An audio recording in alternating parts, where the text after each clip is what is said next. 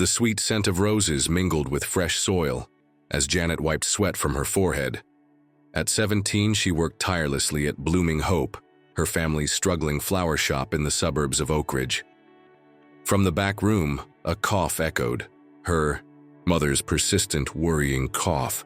"Mom, did you take your medicine?" Janet called, masking her concern. "Yes, sweetheart. Don't worry about me," came the weak reply. The shop's financial ledger lay open, red numbers impossible to ignore. 3 months behind on rent, medical bills piling up, and suppliers threatening to cut them off. Despite everything, Janet had one beacon of hope. Her masterpiece bouquet of rare blue orchids and stargazer lilies arranged in a pattern inspired by the golden ratio. This was her portfolio piece for the prestigious Hartwick Botanical Scholarship, her ticket to a better future. As the clock struck 6, Janet began closing up. She carefully placed her special bouquet in the refrigerated case, giving it one last admiring look. The bell above the door jingled unexpectedly. In the doorway stood a young woman in a crumpled wedding dress, mascara streaking down her flushed cheeks. "Please," the woman whispered, voice breaking. "I need help. My wedding is tomorrow, and everything is falling apart." "I'm Alanis," the bride said, a sob escaping her lips. "And I don't know what to do." Janet guided the trembling bride to a stool, quickly pouring a glass of water. "Prestigious Petals, that fancy downtown florist I hired, had a refrigeration failure overnight," Alanis explained between sips. "All my flowers, the bouquet, centerpieces, everything, ruined. I've called 17 florists. Everyone's booked solid. One place agreed to help but wants triple their rate." She looked up, fresh tears forming. "My fiancé Adrian worked so hard to make this wedding perfect. His family has expectations. Without flowers, it will look like we couldn't afford." She trailed off, embarrassed. "How many arrangements do you need?" Janet asked, mentally cataloging her inventory. 10 centerpieces, 6 altar arrangements, and a bridal bouquet. Something special." Janet's eyes drifted to her scholarship bouquet. The deadline was tomorrow, the same day as Alanis's wedding. With her current stock, Janet could manage simple centerpieces, but a special bouquet. There wasn't time to order anything exotic, except for one extraordinary arrangement. "Let me show you what I can do," Janet said, walking to the display case. This bouquet represented months of work, her dreams, her future. She carefully lifted out her masterpiece. "This is the only truly special bouquet I have ready," Janet explained. Alanis gasped. "It's stunning. I've never seen anything like it." How much would this cost?" Alanis asked reverently. Janet looked at the bouquet in her hands, then at the desperate bride. In that moment, she saw something of herself, someone whose dreams hinged on everything going according to plan. "Let's work out the details for everything you need," Janet said, a decision crystallizing in her mind that made her heart ache but somehow felt right. Sometimes giving up one dream was the only way to help someone else hold on to theirs. The clock ticked relentlessly as Janet and Alanis worked through the night. Janet's mother, despite her illness, insisted on helping, her skilled hands wrapping stems while seated in an old armchair. By 3 in the morning, they had completed all the centerpieces and altar arrangements, simple but elegant, featuring white roses, carnations, and greenery artfully arranged to look more luxurious than their components suggested. And then there was the bridal bouquet, Janet's masterpiece, now destined for someone else's hands. "It's time to talk about payment," Alanis said, reaching for her purse. "You've saved my wedding. I can't express my gratitude enough." Janet quoted a reasonable price for the centerpieces and altar arrangements. "And the bouquet?"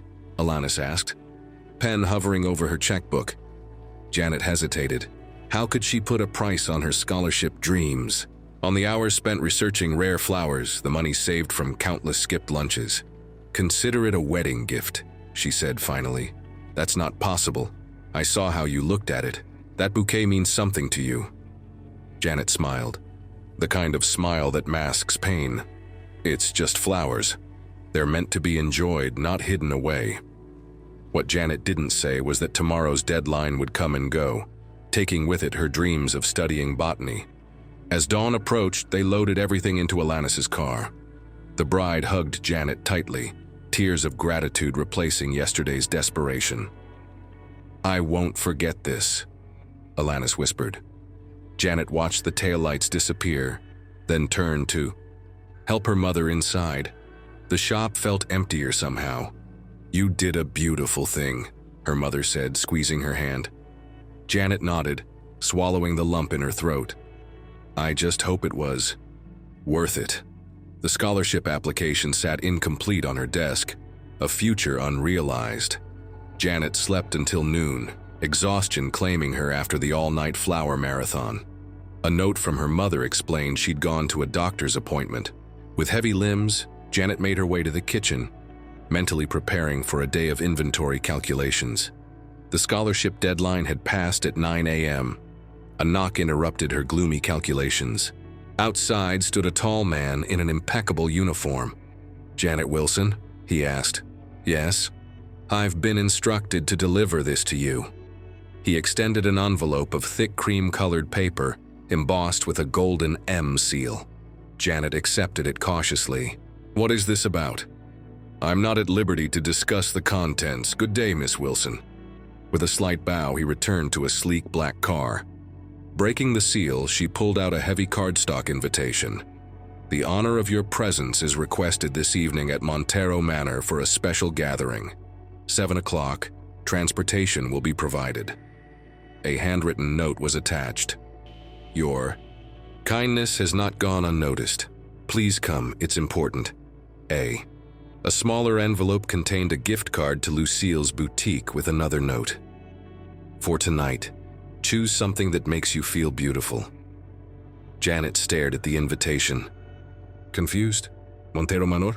The Monteros were one of the wealthiest families in the region. Adrian Montero must be Alanis's fiancé. But why invite her to their home? And on their wedding day? By 3 p.m. she was standing in Lucille's boutique, feeling out of place among mannequins wearing outfits that cost more than 3 months' rent. 2 hours later, Janet hardly recognized herself. The forest green dress brought out flecks of gold in her eyes, its simple elegance conveying sophistication without trying too hard. As promised, a car arrived at precisely 6:30 p.m. As it pulled away, Janet watched her familiar world recede in the rear window. Ahead lay Montero Manor, and whatever awaited her there. The car turned through massive wrought iron gates, following a winding driveway lined with perfectly manicured topiary.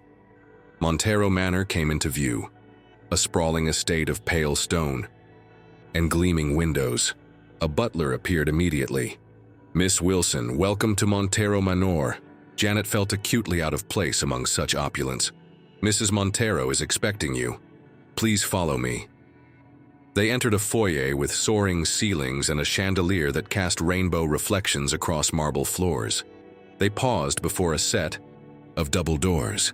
"The Crystal Ballroom," the butler announced. Janet stepped into a fairy tale. Dozens of elegantly dressed people mingled beneath crystal chandeliers, their laughter mingling with notes from a string quartet. "Janet!" Alanis, radiant in her wedding gown, rushed toward her. "You came. I wasn't sure you would." "Congratulations on your wedding. You look beautiful." "Thanks to you," Alanis beamed. "Everyone's been raving about the flowers all day. The bouquet especially. Come, there's someone you need to meet." Alanis led her through the crowd toward a tall man conversing with an older couple. "Adrian." The man turned, his face lighting up at the sight of his bride. He was classically handsome with kind eyes. "Adrian, this is Janet, the miraculous florist I told you about." He extended his hand warmly. "Janet, the woman who saved our wedding? I can't thank you enough." "It was nothing," Janet said, blushing. "Nothing?" A woman's voice interrupted, rich with authority. "Young lady, it was certainly not nothing." Janet turned to face an elegant woman in her 60s, her silver-streaked hair swept into a perfect chignon. "Mother, this is Janet," Adrian said. "Janet, my mother, Victoria Montero." Victoria studied Janet intently. So you're the talented florist who created that extraordinary bouquet? Yes, ma'am. Interesting. Tell me, where did you study? I didn't, ma'am. I learned from my mother and books and experimenting. Victoria's eyebrows rose slightly. Self-taught, even more remarkable. A crystal chime rang through the ballroom. The crowd quieted, turning toward a small stage. Welcome to the annual Montero Foundation recognition ceremony, an elderly man announced. Janet turned to Alanis in confusion. Recognition ceremony? I thought this was your wedding reception. Alanis smiled mysteriously. It is, but it's also something more. Just watch. Victoria Montero ascended the stage. For 30 years, the Montero Foundation has identified and supported exceptional young talent. Tonight, as we celebrate my son's wedding day, we also continue this tradition. But first, I'd like to direct your attention to the centerpiece of our gathering tonight. Spotlights illuminated a familiar arrangement of blue orchids. Janet's masterpiece bouquet presented on a pedestal like a work of art. This extraordinary creation, Victoria announced, represents everything our foundation stands for: innovation, artistic vision, and scientific understanding. Janet froze as every eye turned toward her bouquet, the one she'd given away, the one that should have been her future. This bouquet wasn't commissioned from a world-renowned florist, Victoria continued. It was crafted by a 17-year-old girl who gave it away yesterday to a crying bride she'd never met before. A murmur rippled through the guests as curious eyes sought Janet out. Would Janet Wilson please join me on stage? Alanis gave Janet a gentle nudge. Go on. Janet's legs felt disconnected from her body as she made her way to the stage, painfully aware of every eye upon her. Janet didn't know who my daughter-in-law was, Victoria said, keeping a firm grip on Janet's hand. She simply saw someone in distress and offered the most precious thing she had, this botanical masterpiece she'd created for a scholarship application. Gasps swept through the audience. Janet stared at Victoria in shock. How did she know about the scholarship? What Janet didn't know was that I sit on the selection committee for the Hartwick Botanical Scholarship. The room tilted slightly. Janet gripped the edge of the podium. When my new daughter-in-law showed me this bouquet and told me its story, I immediately recognized the work. Janet's preliminary portfolio had already stood out. Her research on sustainable growing practices for rare orchids showed remarkable insight. Victoria turned to face Janet directly. What you gave up yesterday wasn't just a bouquet, it was your future. Janet swallowed hard. I had to help her, she said simply. Victoria smiled, genuinely. And that, ladies and gentlemen, is exactly why the Montero Foundation exists. To find not just talent, but character. Adrian and Alanis joined them on stage. When Alanis told me what happened, Adrian explained, we knew we couldn't just thank you with money. What you did deserved more. The foundation normally announces its annual recipient at this event, Victoria said.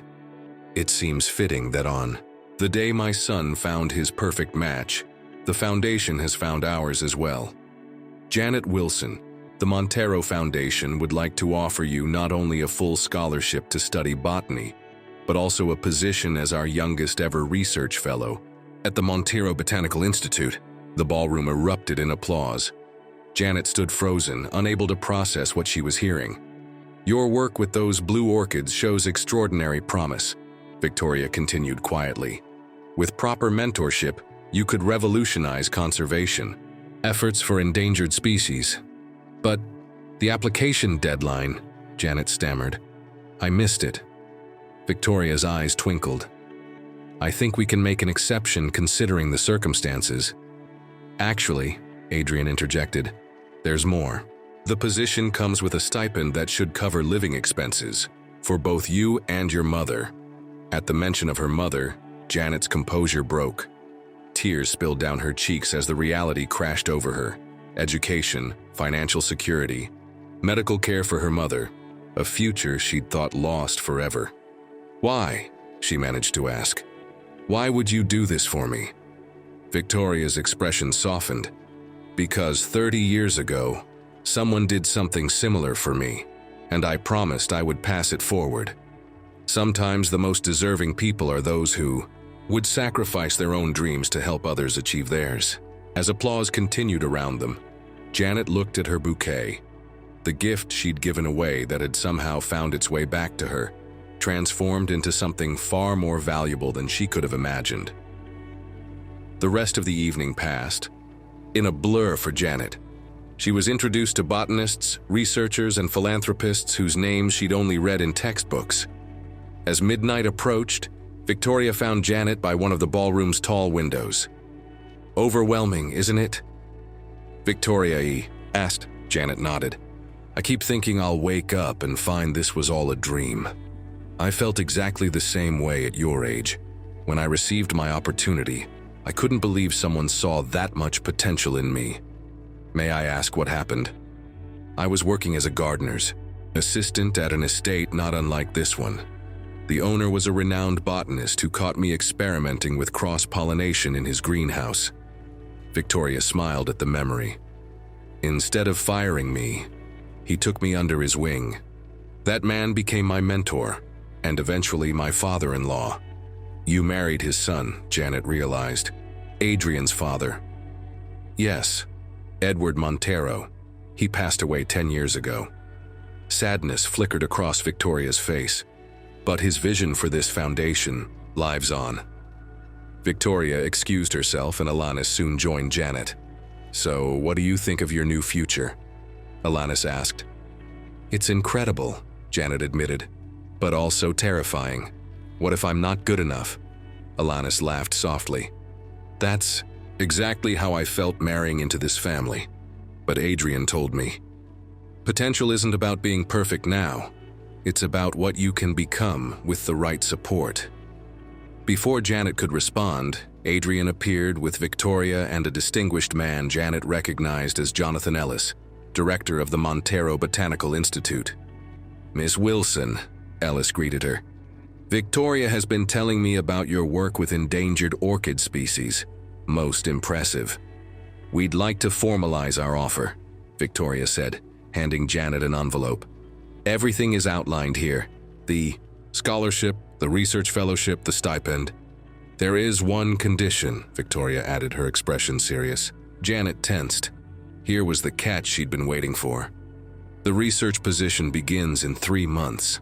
Until then, I'd like you to spend weekends here at the manor, working with me personally." Janet blinked in surprise. "With you?" "I may have retired from active research years ago, but I still keep a private greenhouse. I believe I have much to teach you, and perhaps you have fresh perspectives to offer me as well." It wasn't a condition. It was another opportunity. "I would be honored," Janet said sincerely. Adrian insisted on having his driver take Janet home. In the back seat, Janet opened the envelope. The scholarship alone would have been life-changing, but the research fellowship, with its generous stipend, meant her mother could focus on recovery without financial stress. As she walked up the path to her front door, Janet felt like a different person than the one who had left hours earlier. The weight she'd carried for so long had lifted, replaced by something lighter. Hope, yes, but also purpose. 1 week later, Janet sat in Victoria's private greenhouse, carefully transferring seedlings to individual pots. Sunlight streamed through the glass ceiling, creating a cathedral-like atmosphere among the rare plants. "Gentle with the roots," Victoria instructed. "These Paphiopedilum seedlings are particularly sensitive." "You have a natural touch," Victoria commented, inspecting Janet's work. "It's rare to see." "My grandmother was the same way, according to my mom," Janet replied. "She could make anything grow." Victoria paused. "Your grandmother? What was her name?" "Evelyn Wilson. She died before I was born." Victoria set down her tools carefully. "Evelyn Wilson, from Mapleton." Janet looked up in surprise. "Yes, that's right. How did you know?" Victoria retrieved a weathered leather journal, opening it to a page marked with a pressed flower. "Is this her?" Janet gasped at the faded photograph. A young woman with her same eyes stood beside a much younger Victoria, both wearing research coats. That's her. But how? Evelyn Wilson was one of the most brilliant botanists I ever knew, Victoria said quietly. We worked together at Hartwick University in the early 80s before I married. But if she was a botanist, why didn't my mother ever tell me? Victoria's expression turned somber. Your grandmother made a choice. A brilliant career was unfolding before her. We were on the verge of a breakthrough with endangered orchid. Pollination. Then she met your grandfather, fell in love, and became pregnant with your mother. When complications arose with her pregnancy, she chose to focus on her family. Janet stared at the photograph. Did she regret it? Giving up her career? Victoria closed the journal carefully. She told me she regretted not finding a way to have both, but never regretted prioritizing your mother. The parallel to Janet's own sacrifice wasn't lost on either of them. After she died, I lost touch with your family, Victoria continued. I never made the connection until I saw your work with those blue orchids. You have her intuition, her touch. Victoria produced a small key. This greenhouse was my sanctuary for decades. I'd like you to have access whenever you wish. These plants need someone who understands them. She led Janet to a secured door at the rear of the greenhouse, revealing a climate-controlled chamber where dozens of small plants grew under specialized lighting. This is my private collection, Victoria explained. Species on the brink of extinction. She approached a particular shelf where a single plant grew in splendid isolation. This one is special. Your grandmother and I discovered it 35 years ago. We rescued the last specimens before bulldozers destroyed its habitat. We called it Orchidaceae evelinea, Victoria said softly. It hasn't bloomed in 20 years. Janet examined the plant with growing excitement. The structure, similar to the blue orchid hybrid I used in my bouquet. Victoria nodded. I noticed that immediately.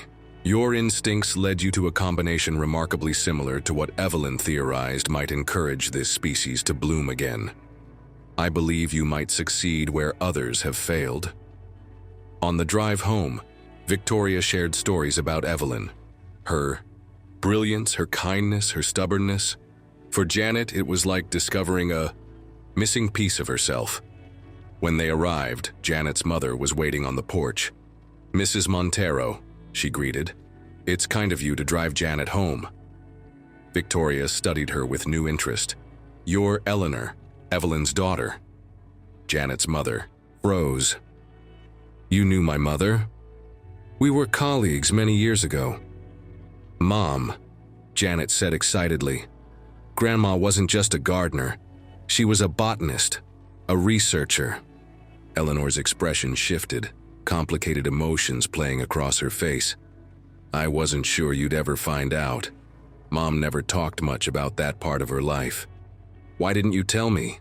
Janet asked, hurt coloring her voice. I was protecting you. Mom always seemed to have a sort of regret. I didn't want you to feel torn between your dreams and practicality. Victoria stepped forward. Perhaps we should continue this conversation inside. I believe there's much the three of us have to discuss. 3 weeks later, Janet faced an unexpected dilemma. Her scholarship paperwork was complete, but now a new opportunity threatened to complicate everything. The Botanical Gardens of Singapore? Janet's mother repeated, reading the email. They want you to participate in their Young Conservationist program this summer?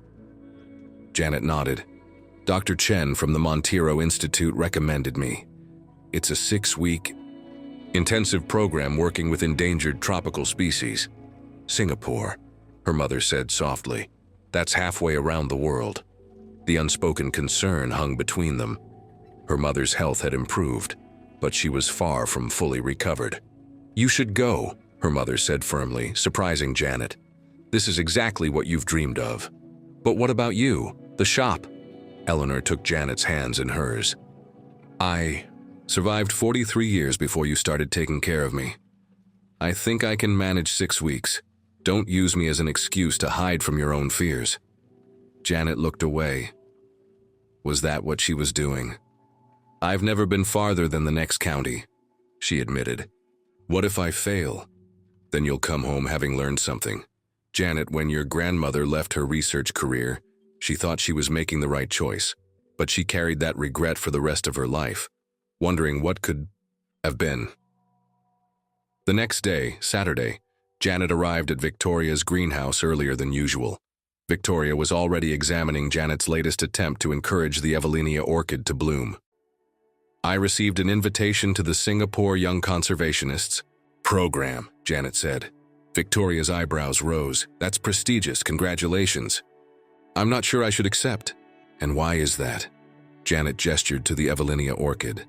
I'm making progress here, and my mother is an adult who survived before you appointed yourself her caretaker. Victoria interrupted bluntly. Victoria softened her tone. Do you know why this orchid hasn't bloomed in 20 years? Because I was too afraid to try what Evelyn suggested. Victoria touched one of the orchid's leaves gently. Your grandmother theorized that this species needed specific stress conditions to trigger blooming. It seemed risky. After she left, I became the orchid's protector, not its cultivator. She fixed Janet with a penetrating look. Sometimes our greatest act of caretaking is knowing when to step back. Janet recognized the parallel. You think I should go to Singapore? I think growth requires leaving comfortable environments for plants and people. Victoria handed her a small notebook. These are your grandmother's original notes on the Evelenia orchid. Perhaps in Singapore you'll encounter techniques that could be applied when you return. That evening, Janet sat with her mother on their porch, the Singapore invitation in her lap, her grandmother's notebook in her hands. I think I want to go, she said finally. Her mother smiled. I think you need to go. Janet opened her grandmother's notebook, running her fingers over the handwritten notes. I wish I could have known her. In many ways, you're carrying on her work.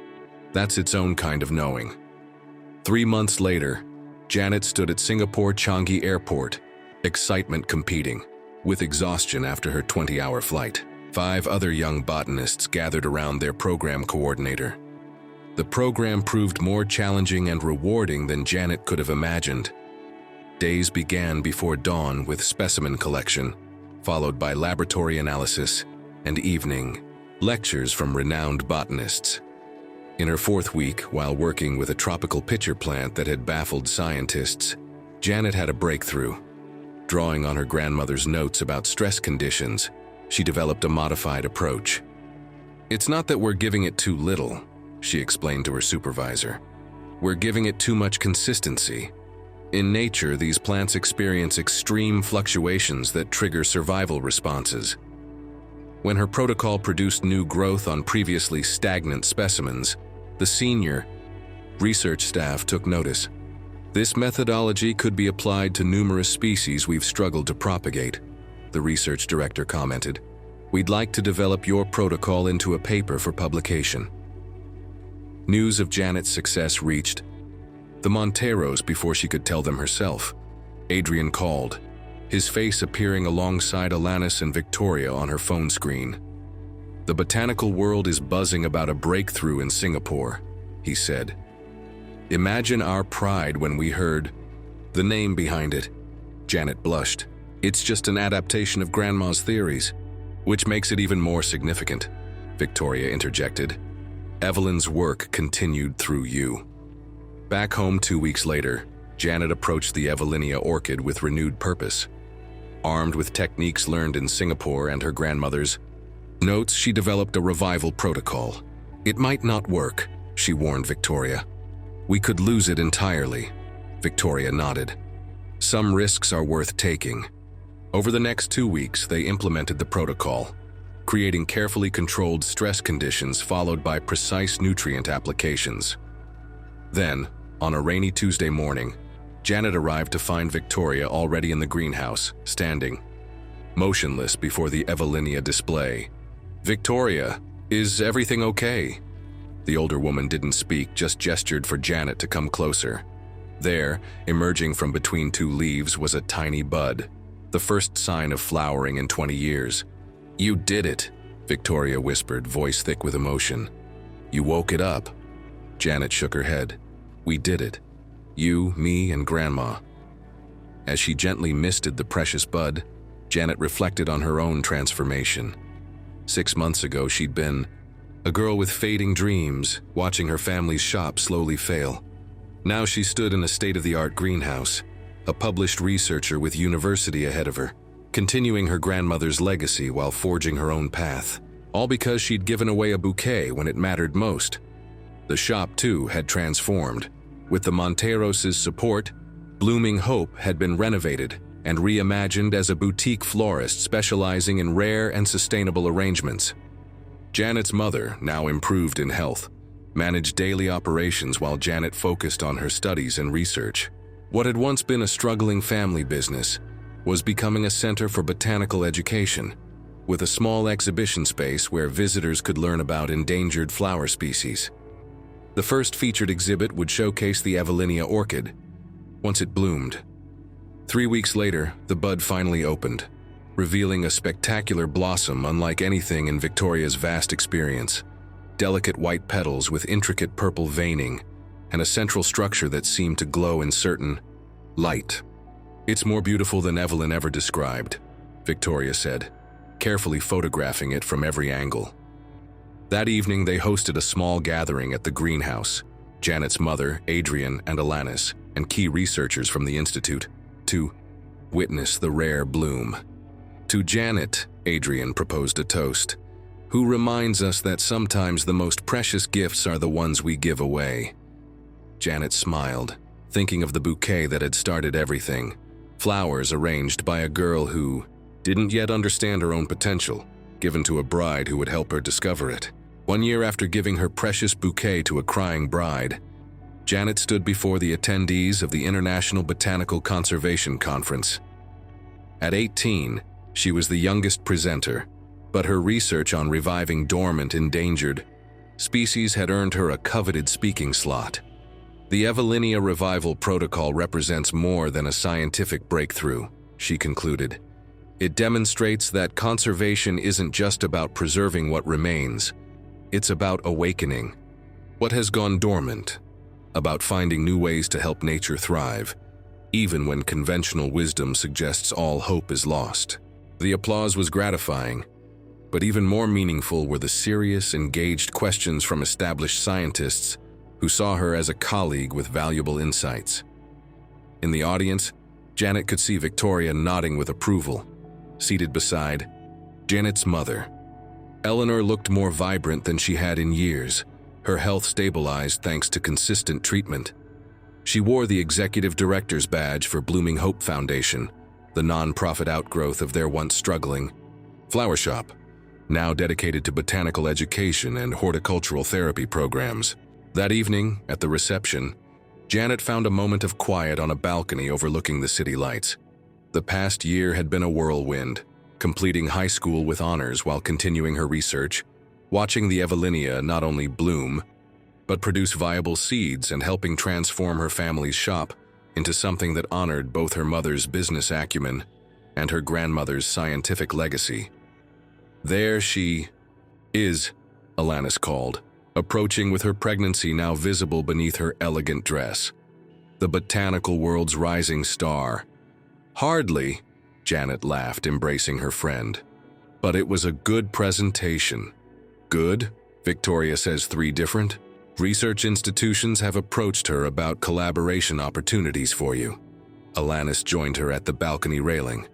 "Not bad for someone who was just trying to help a crying bride a year ago." "That crying bride changed my life," Janet said sincerely. "I think you're giving me too much credit. The talent was always yours." "Talent without opportunity stays dormant," Janet replied, thinking of the Evelina orchid. "Like flowers that never bloom." Alanis smiled, resting a hand on her growing belly. "Speaking of blooming, we found out yesterday. It's a girl. We're naming her Evelyn after your grandmother." Her eyes grew misty. "Adrian suggested it. He said our lives changed the day I walked into your shop, and naming our daughter after the woman whose legacy made it all possible felt right." Janet felt tears pricking her own eyes. "Grandma would be honored. I am too." Dr. Chen from the Montero Institute approached with representatives from Singapore Botanical Gardens and Kew Gardens in London. Janet, these colleagues are extremely interested in expanding the Evelinia protocol to other dormant species. Do you have a moment to discuss potential collaboration? As Janet followed them back inside, she caught a glimpse of Victoria and her mother deep in conversation with the conference organizers. Two women whose lives had taken unexpected turns, now united by Janet and the second chances they'd all been given. Later that night, Janet received an email from the Hartwick Botanical Scholarship Committee requesting her participation as a mentor for current applicants. Just 1 year ago, she had been desperately hoping to win that scholarship. Now she was being asked to help others achieve the same dream. Her phone buzzed with a text from her mother. Victoria just told me they're naming the new conservation wing at the Institute after Mom, the Evelyn Wilson Center for Endangered Flora Preservation. She would have been speechless. Janet smiled, thinking of how a single act of kindness had set in motion a chain of events that had transformed not just her life, but the lives of everyone around her. From her hotel window, Janet could see the conference center where tomorrow she would share more of her research with the world. In a laboratory across town, seedlings from the once dormant Evelinia orchid were growing under careful supervision, a species pulled back from the brink of extinction. In her family's transformed shop, visitors learned about conservation while experiencing the healing power of plants. And soon, a baby girl named Evelyn would enter the world, carrying forward a name and perhaps a legacy. All because on a quiet evening a year ago, a teen florist had given her last bouquet to a crying bride. Some gifts, Janet realized, continued giving long after the flowers themselves had faded away. Have you ever been underestimated because of your job, your age, or your appearance? Or have you caught yourself making assumptions about someone based on their position?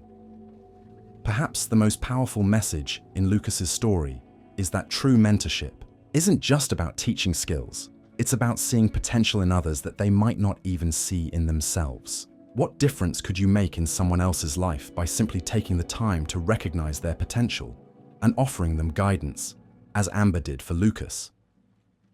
Share your thoughts in the comments below, and remember to subscribe for more stories that explore the extraordinary moments that transform ordinary lives.